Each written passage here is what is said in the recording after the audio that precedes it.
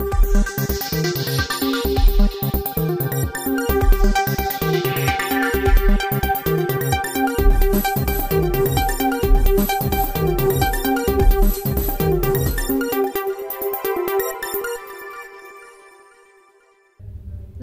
आप देख रहे हैं शुभ 24 न्यूज और मैं हूं आपके साथ हिमांशी शर्मा।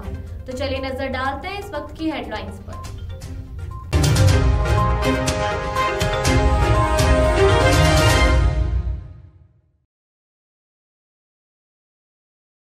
राजस्थान के मुख्यमंत्री अशोक गहलोत का आज जन्मदिन। प्रदेश भर में कई कार्यक्रमों का आयोजन। पीएम नरेंद्र मोदी ने ट्वीट कर दी बधाई। देश भर में हर्षोल्लास से मनाया जा रहा है ईद का त्योहार। प्रधानमंत्री सहित तमाम राजनीतिक हस्तियों ने दी देशवासियों को बधाई। अक्षय तृतीया पर वैवाहिक आयोजनों की धूम। 50 साल बाद आखा तीज पर हंस राजयोग। बीजेपी का प्रदेश सरकार के खिलाफ हल्ला बोल। 5 मई को अलवर में करेगी प्रदर्शन। और अब खबरें विस्तार से।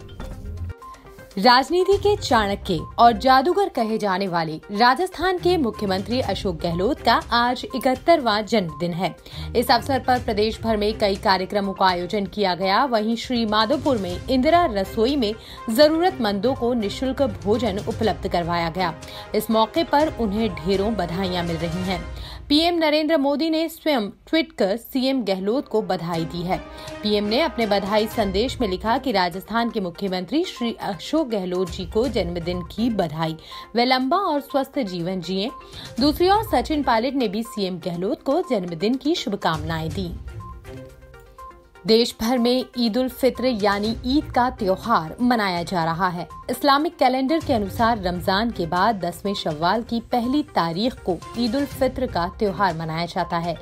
मुस्लिम समुदाय में ये पर्व बेहद ही खास है और इसे पूरे देश में हर्षोल्लास के साथ मनाया जा रहा है। अलग अलग मस्जिदों में लोगों ने नमाज अदा की।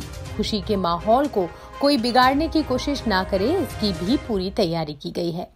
ईद के मौके पर ईदगाह में लोगों ने नमाज पढ़कर अल्लाह से शांति और खुशहाली की दुआएं की। इस मौके पर प्रधानमंत्री नरेंद्र मोदी, राष्ट्रपति रामनाथ कोविंद, कांग्रेस नेता राहुल गांधी, मुख्यमंत्री अशोक गहलोत सहित तमाम राजनीतिक हस्तियों ने देशवासियों को बधाई दी है। प्रधानमंत्री नरेंद्र मोदी ने ट्वीट कर शुभकामनाएं दी। उन्होंने लिखा कि ईद उल फित्र की ढेर सारी शुभकामनाएं। ये शुभ अवसर हमारे समाज में एकजुटता और भाईचारे की भावना को बढ़ाए। सभी के उत्तम स्वास्थ्य और समृद्धि की कामना करता हूँ। वैशाख शुक्ल तृतीया अक्षय तृतीया के रूप में मनाई जाती है। अबूझ सावे के रूप में मान्य इस दिवस पर प्रदेश भर में वैवाहिक आयोजनों की धूम है। मान्यता है कि इस दिन किया हुआ जप, तप एवं दान अक्षय फलदायक होता है। इस बार अक्षय तृतीया के दिन शोभन, मातंग और लक्ष्मी योग तथा रोहिणी नक्षत्र का संयोग होना भी विशेष फलदायी माना जा रहा है। ग्रहों का ऐसा शुभ संयोग करीब 50 साल बाद बन रहा है। इसके अलावा शुभ योग में अक्षय तृतीया करीब 30 साल बाद मनाई जा रही है। अक्षय तृतीया के दिन खरीदारी करना बेहद शुभ होता है। इसे अबूझ मुहूर्त भी कहा जाता है। गहलोत सरकार को घेरने के लिए बीजेपी राजस्थान के सभी जिलों में बड़े प्रदर्शन करेगी, जिसकी शुरुआत 5 मई को अलवर से सरकार के खिलाफ हल्ला बोल के साथ होगी। अलवर में सबसे ज्यादा क्राइम की घटनाएं हो रही हैं। बीजेपी मेवात में हो रही क्राइम घटनाओं को चुनावी मुद्दे के तौर पर जनता के बीच लेकर जाना चाहती है। अगले साल राजस्थान विधानसभा चुनाव है, इसीलिए आंदोलन की शुरुआत के लिए अलवर को चुना गया है। हाल ही में अलवर के राजगढ़ में 300 साल पुराने मंदिर और मकानों में तोड़फोड़ और बुलडोजर चलाने की घटना पर भी बीजेपी और स्थानीय लोगों में गुस्सा है। राजस्थान में बिगड़ी कानून व्यवस्था, सांप्रदायिक घटनाओं, बहुसंख्यकों के मुद्दों, मंदिरों और मूर्तियों में तोड़फोड़ की घटनाओं, महिला अपराधों जैसे मुद्दों को लेकर बीजेपी आंदोलन के दौरान उठाएगी। बीजेपी प्रदेशाध्यक्ष सतीश पूनिया ने कहा है कि 5 मई को बीजेपी अलवर में राजगढ़ की घटना को लेकर बड़ा प्रदर्शन कलेक्ट्रेट पर करेगी। राजेंद्र राठौड़ ने कहा कि अब तक गृह मंत्री के तौर पर मुख्यमंत्री कानून व्यवस्था बनाने में पूरी तरह फेल रहे हैं। 5 तारीख को गृह मंत्री पद से उनके इस्तीफे की मांग को लेकर अलवर से आंदोलन की शुरुआत की जाएगी। जिसे भी जिले में घटनाएं होंगी, बीजेपी वहां जनता की आवाज बनेगी। जोधपुर में सोमवार रात करीब 11:30 बजे मामूली बात को लेकर दो गुट आमने सामने हो गए। इस दौरान दोनों पक्षों की ओर से जालोरी गेट चौराहे पर देर रात तक जमकर पत्थरबाजी की गई। मौके पर पुलिस और आरएसी का जाब्ता पहुंचा और स्थिति को कंट्रोल किया। फिर दोनों पक्षों के लोगों से समझाइश कर मामला शांत करवाया। हालांकि देर रात एक गुट के लोग वापस लौटे तो मामला फिर गर्मा गया। देर रात तक भारी पुलिस बल जालोरी गेट और ईदगाह क्षेत्र में तैनात रहा, लेकिन सवेरे उपद्रव थमने की जगह और बढ़ गया। जालोरी गेट पर हुए इस बवाल के बाद आज सवेरे पुलिस ने जालोरी गेट की ओर आने वाले सभी रास्ते बंद कर दिए। मौके के हालात देखते हुए दंगा निरोधक दल को भी मौके पर बुलाया गया और पुलिस अफसर भी मौके पर आ पहुंचे। पूरे घटनाक्रम पर सीएम की नजर बनी हुई है। उपद्रव करने वाले और झूठी खबर फैलाने वालों से पुलिस सख्ती से निपट रही है। गौरतलब है कि आज मुख्यमंत्री का जन्मदिन है। सीएम अशोक गहलोत का गृह जिला जोधपुर है और वहां पर भी सीएम के जन्मदिन पर कई कार्यक्रम आयोजित किए गए हैं। लेकिन इस बवाल के बाद अब इन कार्यक्रमों पर भी संकट खड़ा होता दिख रहा है। पुलिस अफसर हर पहलू के बारे में सीएम को जानकारी दे रहे हैं। सीएम खुद पूरे घटनाक्रम की समीक्षा कर रहे हैं। गौरतलब है कि सवेरे सीएम ने शांति की अपील भी की थी। बैंकिंग क्षेत्र में सरकारी नौकरी की तैयारी कर रहे युवाओं के लिए अच्छी खबर है। स्टेट बैंक ऑफ इंडिया ने स्पेशलिस्ट कैडर ऑफिसर के पदों पर भर्ती निकाली है।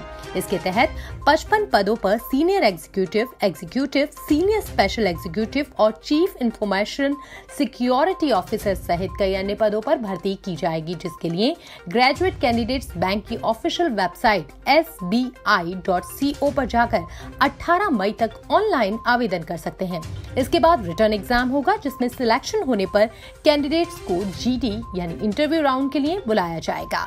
इसके बाद मेरिट के आधार पर अभ्यर्थी का सिलेक्शन होगा। गाड़ियों की नंबर प्लेट पर प्रधान सरपंच गुर्जर लिखा होने पर कार्रवाई के विवादित आदेश देने वाले आरएएस आकाश तोमर को राजस्थान सरकार ने सस्पेंड कर दिया है। परिवहन विभाग में एडिशनल कमिश्नर एनफोर्समेंट के पद पर काम कर रहे तोमर पूर्व डिप्टी सीएम सचिन पायलट के स्पेशल असिस्टेंट के पद पर भी काम कर चुके हैं। उन्होंने प्रदेश के ट्रांसपोर्ट डिपार्टमेंट के सभी आरटीओ और डीटीओ को ये आदेश दिया था। सरकार से फटकार के बाद संशोधित आदेश भी आकाश तोमर ने निकाले, फिर भी उन्हें राहत नहीं मिली। गौरतलब है कि अगले साल प्रदेश में विधानसभा चुनाव होने हैं। प्रधान सरपंच जैसे जनप्रतिनिधियों के साथ ही गुर्जर समाज विशेष के लिए टिप्पणी से इन सभी में आदेश को लेकर गहरी नाराजगी है, इसीलिए ये एक्शन लिया गया। राजस्थान में हो रही बिजली की कटौती से सोमवार से राहत मिल रही है। 1 मई को सुबह 6 बजे के बाद राजस्थान ऊर्जा विकास निगम की ओर से कहीं पर भी बिजली की कटौती नहीं करने के आदेश दिए गए हैं। बिजली कटौती को रोकने में बिजली कंपनियों की लाज अक्षय ऊर्जा ने बचाई है। राजस्थान की थर्मल इकाइयों में पहले कोयले की कमी और फिर तापमान बढ़ने से बढ़ी बिजली की डिमांड ने मुश्किलें खड़ी कर दी थीं, लेकिन पिछले दिनों विंड एनर्जी के उत्पादन में सुधार हुआ, लिहाजा अक्षय तृतीया और ईद पर बिजली कटौती नहीं हुई। और वहीं पूरे देश में चल रहे बिजली संकट के बीच राहत की बड़ी खबर है। राजस्थान के कोटा में ब्रेकडाउन के चलते बंद पड़ी कोटा थर्मल पावर प्लांट की 3 नंबर यूनिट को जल्द शुरू करके बिजली उत्पादन किया जाएगा। राजस्थान राज्य विद्युत उत्पादन निगम लिमिटेड के सीएमडी आर.के. शर्मा ने इकाई के मेंटेनेंस कार्य का जायजा लेने के लिए कोटा थर्मल का शनिवार को औचक निरीक्षण किया। उन्होंने प्रदेश में चल रहे बिजली संकट को देखते हुए निगम कर्मचारियों को बिना अनुमति मुख्यालय छोड़ने पर भी पाबंदी लगा दी है। अगर सब कुछ ठीक ठाक रहा तो जल्द ही कोटा थर्मल की 3 नंबर इकाई से उत्पादन शुरू हो जाएगा। कोटा थर्मल का औचक निरीक्षण करने के बाद शर्मा ने बताया कि ब्रेकडाउन में चल रही 210 मेगावाट क्षमता की यूनिट 3 के मेंटेनेंस कार्यों और रिवाइवल प्लांट पर इंजीनियर्स से चर्चा कर उन्हें इसे जल्द शुरू करने के निर्देश दिए गए हैं। इस यूनिट के जल्द संचालन के लिए मेंटेनेंस कार्यों को युद्ध स्तर पर पूरा किया जा रहा है, ताकि इस यूनिट से अविलंब बिजली उत्पादन शुरू किया जा सके। राजस्थान में एक बार फिर से करोड़ों रुपए की ड्रग्स पकड़ी गई है। डायरेक्टरेट ऑफ रेवेन्यू इंटेलिजेंस ने जयपुर में अंतर्राष्ट्रीय ड्रग तस्करी के बड़े मामले का खुलासा किया है।